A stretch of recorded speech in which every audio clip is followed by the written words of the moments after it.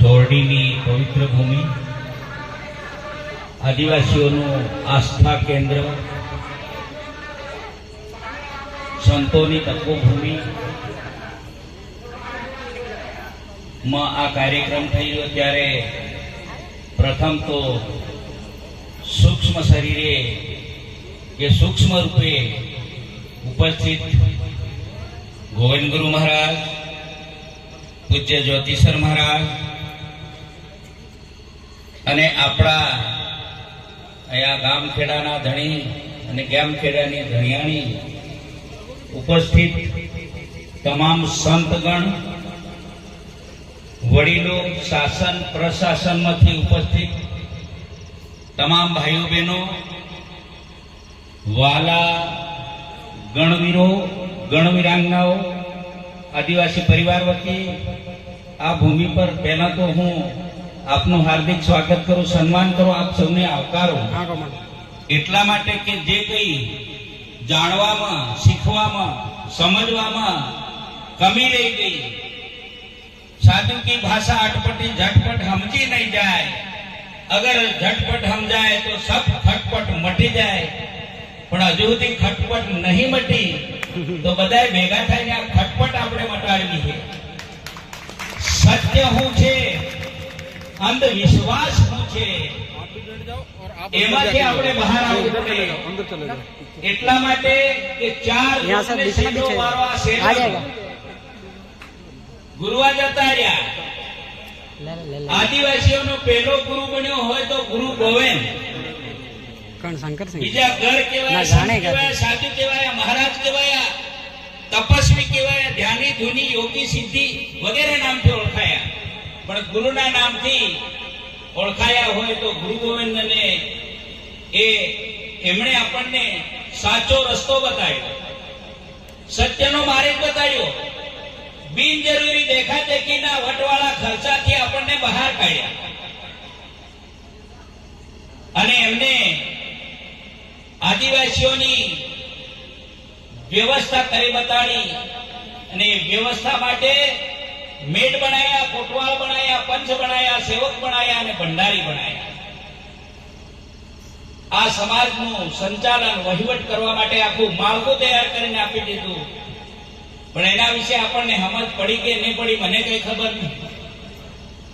બીજી વાત કીધી કે એક થાય નહીં રહેજો, એક થયા કે એક એક થયા એની પણ ખબર પડતી નહીં, તમારો વિષય થોડી કાઢવું પડે। બીજું કીધું કે ભણી ગણીને હોશિયાર રહેજો, વારોની દાડો તમારે ઘેર લાવવું છે। दिल्ली में दूरपण मांडो है ने ता दिल्ली वाले दरवाजे लेख मारो है अने मारा आदिवासीओना छोराने खुर्सी ऊपर बूट मोजा पहेरीने बेहता करो। आ महान सपना ने साकार कोण करे? हमणो आवे थई जाय, कई करवू पड़े आपणे। आने समजવું બહુ જરૂરી है गणवीरो। त्यारे અહીંયા સંતગણ ઉપસ્થિત છે ત્યારે મારે એમને વિનંતી કરવી કે જે મેળ બનાવ્યા, ગુરુ ગોવિંદની સંપૂર્ણ વ્યવસ્થાની જાણકારી પ્રજા સુધી પહોંચાડવા માટે મેળ બનાવ્યા। પાઠ શું છે, ધોણી શું છે, કલક શું છે, ભેદ શું છે, ભગવા શું છે, પાઠ શું છે, લેજા શું છે, લેજામાં સાપ છે, તમામ બાબતોનું માર્ગદર્શન પૂરું પાડવું। એટલું જ નહીં પણ ભાલો આવ્યો, એ ભાલો કેમ આવ્યો, તરસોડ કેમ આવી, ખાંડો કેમ આવ્યું અને કોટવાળ કેમ આવ્યો એની પણ ઓળખાણ કરાવવી પડે। તમામ પ્રકારનું શિક્ષણ અને માર્ગદર્શન સમાજ એ મેળ આપી શકે। સમાજ આપ્યા પછી એ સમાજનું કે કાયદાનું ઉલ્લંઘન નહીં કરે એટલા માટે કોટવાળ બનાવ્યા। બીજું કે ધોણી માથે કોઈ પણ ગામની અંદર ગમે તે બનાવ બને કરવો હોય, સમાજનો કરવો હોય, કોઈ લડાઈ ઝઘડો કઈ બોલાબોલી થઈ હોય એનો કાયદો કરવો હોય, કોઈ રોગ રપટા દુઃખ દળદરનો કઈ માંગ કરવી હોય તો ધોળીએ ભેગા થજો અને તા નિયાવ કરજો. પોલીસ સ્ટેશન કે કોર્ટ કચેરીમાં જાતા નહીં હોય. ગુરુ ગોવિંદ કી જય. સંતો કને વાત હોય તો કોઈ વડીલ હોય તો કે આવજો. એ કોની હે ગુનેગારોની. અને મારી કુળના આદિવાસીઓ કોઈ ગુનો કોઈનો નહીં કરતા. એ કેવા હે કે ઝાડ પાસે દાંતણની જરૂર હોય તેને હાથ જોડીને માંગે એના મંત્ર હે. મતલબ એના ઝાડને કેવું પડે કે મારે જરૂર પડી હે દાંતણની. એક વેધ દાંતણ મારે તમારી કંથી જેવું હે માંગી લે. ઝાડ પાસે પણ લૂંટતા નથી. એનું નામ આદિવાસી. કોઈ પણ જરૂરિયાત થાય કોઈ પણ ભાઈને તો બધા લાહ એટલે હલમુકે એ કરીને એનું કામ પૂરું કરી દે. કેમ કે એને ખર્ચો નહીં થાય. આ એકતાની વાત પણ શીખવાડી ગયા અને એ એકતા માટે કહી ગયા કે એકતા કાયમ રાખજો. આ વાતને ઠોસ આપણે એટલા માટે સમજવી છે કે જથ્થા વગર નહીં જીતાય. એક બાર પંથમાં જતા રહ્યા હારા બારે થઈ ગયા વગર સમજતા. બીજા અહીં દુકાને વેપાર કર્યો, બીજે અહીં કર્યો, બીજે જ્યાં બાળેતા વેપાર કરતા ત્યાં જાના તાના થઈ ગયા, જીનતી બની ગયા. માટે એકડાની જરૂર પડી. ચાર જો છેલ્લા વાળાનો જે વારો હે કોનો હે આદિવાસીનો. અને આ વારો વર્તવા આ વારામાં જીતવા માટે એક થવું પડે. તો એનું નામ હે વૈચારિક એકીકરણ. વિચારોથી એક થવું. આપો આ ભેગા થયા હે, એક થયા નહીં. પણ આ સાધુ સંતો વાત કરે એ બધી વાત તમને ગળે ઉતરી જાય. એની વાતનો અમલ કરો તો વૈચારિક એકીકરણ 100% થઈ જાય. તો વૈચારિક એકીકરણ થાય તો આપણે એક થયા કહેવાય. પેલા ફળજામ જુદો કાયદો, એક ફળજામ બે કાયદા ચાલે, અલગ અલગ ગોત્રના કાયદા ચાલે, અલગ અલગ પંથના કાયદા ચાલે, ગામે ગામ જુદો કાયદો, તાલુકે તાલુકે જુદો કાયદો, નાત જાતનો જુદો કાયદો.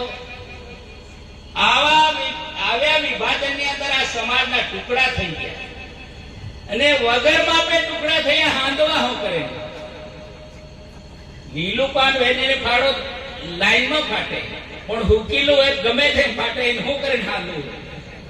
આવો આ સમાજને માનસિક ગુલામી, શૈક્ષણિક ગુલામી, બૌદ્ધિક ગુલામી, ધાર્મિક ગુલામી, શાસકીય ગુલામી, આર્થિક ગુલામી, હર પ્રકારની ગુલામીની અંદર માણસને ગમે તેમ કરીને ફસાવવામાં આવે. પકડ દે મંજીત ને વહાં દેના એમાંથી ક્લિક કરો હે ઠીક હે. ગુરુ ગોવિંદે ગામે ગામ ધોણી આલી અને એ ધોણીનું માન સન્માન કરવા વાત કરીને આપણી ભક્તિ બેલાબંધી ઘરસ્થી ઘર આશ્રમી ઘર સંસારી है. संसार छोड़ने जाओगे कहां, अन्न छोड़ के खाओगे क्या. આ વાત શીખવાડી. અન્નને અન્ન ભગવાન આપણને બનાવી દીધું. ધોણીની પૂજા એટલે ધરતીની પૂજા, આણનો એક ટેકી લઈને આસમાનની પૂજા નામથી લઈ લે.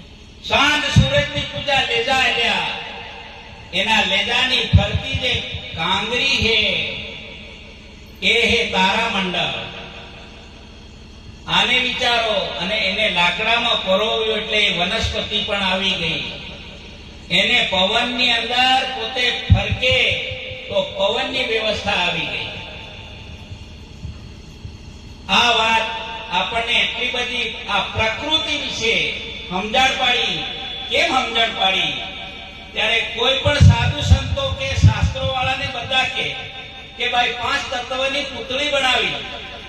આપણું મારું તમારું જે શરીર બન્યું છે એ શરીર બન્યું 4 તત્વનું, પણ 5મું તત્વ આવે તો શરીરનું સંચાલન થાય.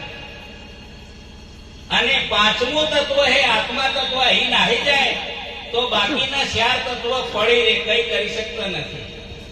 ને તો બાળે, ને સાંભળે, ને બોલે, ને શ્વાસ લે, ને હાથ પગ લે. ત્યારે ભણવા વાળો દેખવા વાળો, સાંભળવા વાળો, બોલવા વાળો, શ્વાસ લેવા વાળો કોણ? આત્મા. આ વાત આપણને ગુરુવા ઓળખી ગયા. એવી જ વાત દાદપુરી જ્યોતિષર મહારાજે પણ ગુરુ ગોવિંદનું રહેલું કામ પૂર્ણ કર્યું. તો અહીંયા એ વિચાર કરજો કે ભાલો એ કોને ત્યાં હતો? જે આ દેશની અંદર શક આયા, કુષાણ આયા, હુણ આયા, ડચ આયા, મરાઠા, મુગલ આયા, આર્યો આયા અને છેલ્લે અંગ્રેજો આયા. આ પ્રજા આવીને વારંવાર એને શાસન કર્યું આ દેશમાં. એ આયા એના પહેલા 464 ભીલ રાજાઓ ભારતમાં રાજ કરતા. તો એ ભીલ રાજાઓને મારીને પછી એમને રજવાડો લઈ લીધા. 464 ને 98 રજવાડા નવા ઉભા કરી એમ કરીને 562 દેશી રજવાડા નામ આવ્યા. અને આ વિદેશી પ્રજા આવી એને ગુલામ બનાવી દીધા, આપણા રાજાને ને રાજાની રૈયતને ને પ્રજાને. આ વાતને આપણે એટલું સમજવાનું છે કે જે ડાયરેક્ટ વિદેશી પ્રજાએ રાજ કર્યું એ 7A વિસ્તાર, અને ખંડિયા રાજા તરીકે શાસન કર્યું એ 7B. અને આપણા પૂર્વજો એમની સામે લડ્યા, મરાયા, શહીદ થયા, પણ વિદેશી પ્રજાને જ્યાં નહીં ઘૂસવા દીધી, એમને પ્રવેશ નહીં કરવા દીધો આપણા પૂર્વજોએ, એ વિસ્તાર 7C. અને 7C વિસ્તાર આપો બેઠા હૈ. અને આપણા પૂર્વજે ખૂન વહાડીને આ બચાવેલો વિસ્તાર છે આપણા માટે. આ વડીલો મહેનત કરે, રાત દિવસ, ભૂખ તરસ, તાટ તડકો બધું વેઠે, થાકી જાય તો એ કામ કરે, કોને હારું? સોરા હારું. તો આવનાર પેઢી માટે આપણા પૂર્વજો આ કામ કરી ગયા, છતાં પણ આપણે આપણા પૂર્વજને ક્યારે યાદ નહીં કરતા. કેમ કે પેલી ગાંડા બનાવી દીધા હે. કેમ ગાંડા બનાવે? ગાંડા બની જાય દુઃખ નહીં, ગંડવા કાઢવો પડે. તો આ વાતને બહુ ઠોસ સમજો સંતો. સંતો બેઠેલા તમારી આ સમાજની સંપૂર્ણ જવાબદારી. એમને અંધવિશ્વાસ, અંધશ્રદ્ધામાંથી બહાર લાવવાનું કામ. ત્યારે ગુરુ ગોવિંદે માય ભેગાયો નહીં કહેવાય છતાં કેવું પડે. કારણ કે સમજ્યા વગરનું હાથીનું વાટમાં છૂટી જાય, અને સમજ્યા પછી હાય તો જીવનભર ની છૂટે પણ પેઢીઓ સુધી સાથે. તો ગુરુ ગોવિંદે ધર્મ નહીં આવ્યો, ધર્મ બતાવ્યો. ધર્મ હે પ્રાકૃતિક છે, કુદરતી હે, અને ધર્મથી તમામ જીવોનો વંશ મેલો વધે, સર્જન થાય. પુખ્ત વયની બેન દીકરી થાય એને ધર્મ આવે, પુખ્ત વયનું પ્રાણી થાય નારી જાતિને ધર્મ આવે, પુખ્ત વયનું પક્ષી થાય તો નારી જાતિને ધર્મ આવે, પુખ્ત વયનું ઝાડ થાય તો એને પણ ધર્મ આવે, મોર ને ફૂલ આવે ધર્મ આવે. ચારે ખાણામાં ધર્મ આવે. અને નર નારીનું એ સમયમાં મિલન થાય, પવિત્ર મિલન, એનાથી નવો વંશ મેલો તૈયાર થાય. બે ભેગ છે, એક માય ભેગ. તો જે ધર્મનો રંગ है भगवो है, અને એ ભગવો રંગ માથે બંધાડે. અને ગુરુ ગોવિંદે કીધું કે હાથી માંડીને ધર્મ વિશે નહીં ખાતા હોય. બેન દીકરીઓનું મૂલ તૂલ ને બોલ તાણે કામ નહીં કરતા હોય. આ ગુરુ ગોવિંદે વ્યવસ્થા આલી. કદાચ ખોટું કે એવું લાગતું હોય તો મને તરત તમે રોકી દેજો. બધા જ જાણે છે, પણ પેલા પૂછવા વાળા નહીં પૂછતા એટલે પેલા કહેતા નહીં. વાત અહીં બી છે. ત્યારે ગુરુ ગોવિંદે માય ભેગ આવ્યો.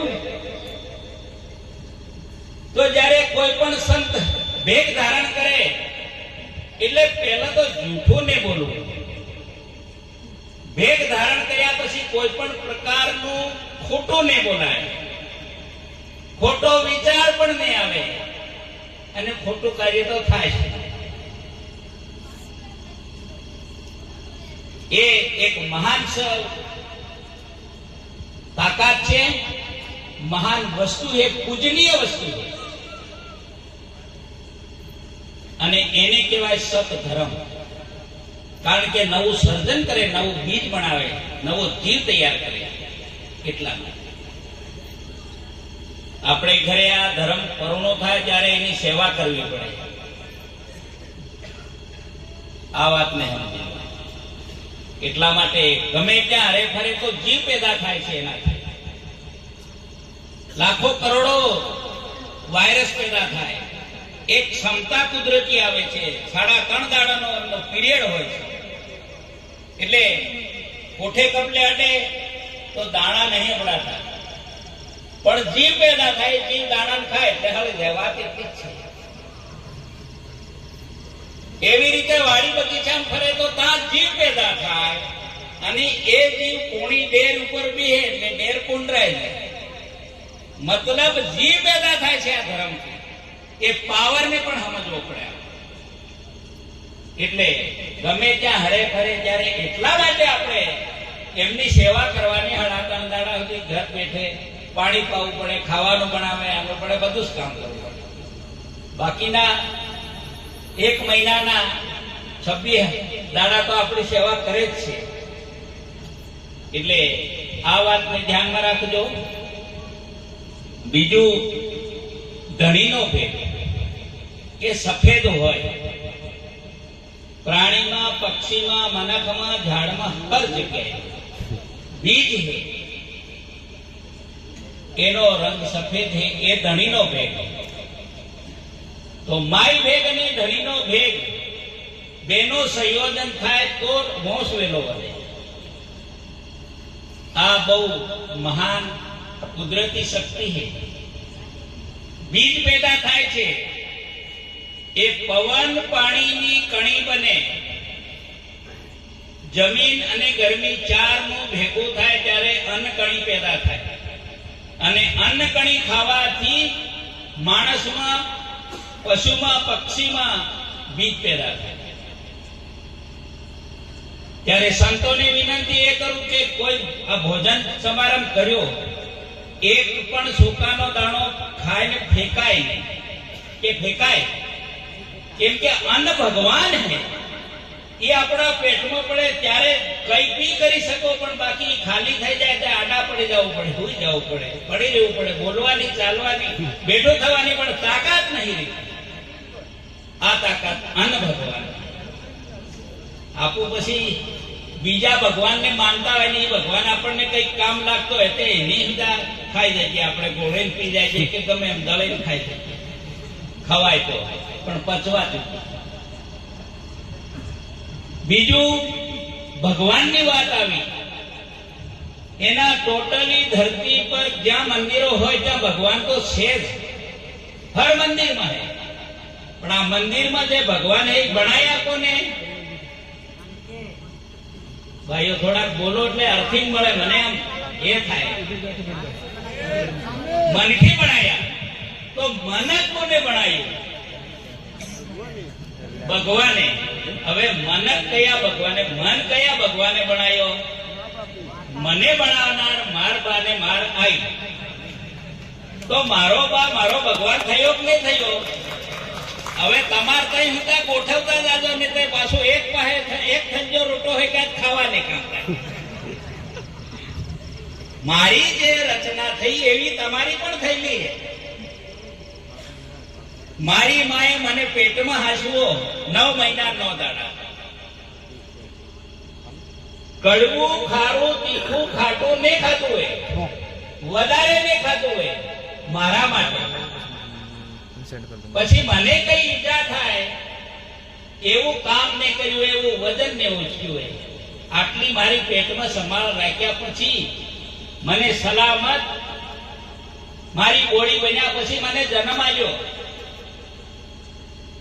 તે મારા આયના પેટમાંથી હું બહાર નીકળ્યો. બહાર નીકળ્યો એ નિકલંક.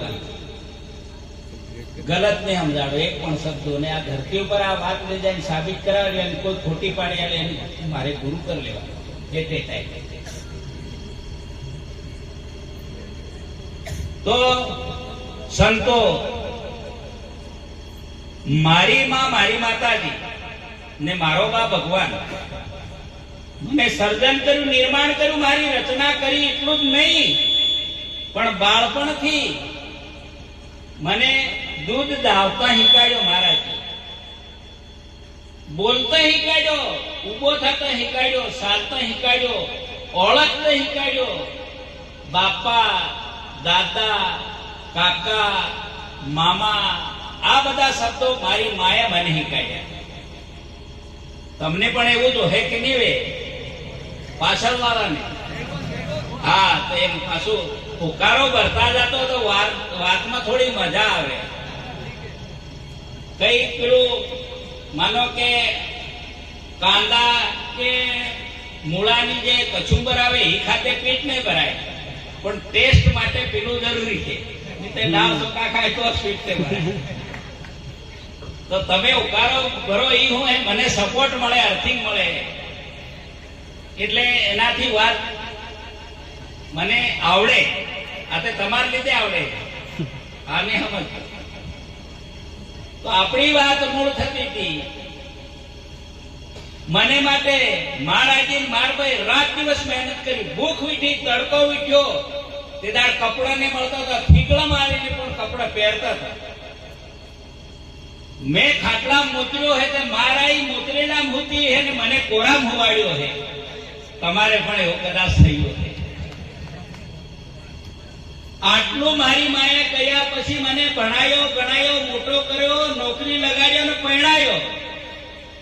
આટલું જ કર્યું ને પણ નાનું મોટું ઘેર માંડ્યું, ગાયો પણ રાખી, બળદ રાખ્યા, હોળ, સવડું, વાસણ, કુસણ, ખાટલા, ગોદડા, જે કઈ કબલા, કોઠા, દાણા, બિયારણ હર ચીજ બળદ મૂકી આવ્યા, કુવાએ કાઢી આવ્યા.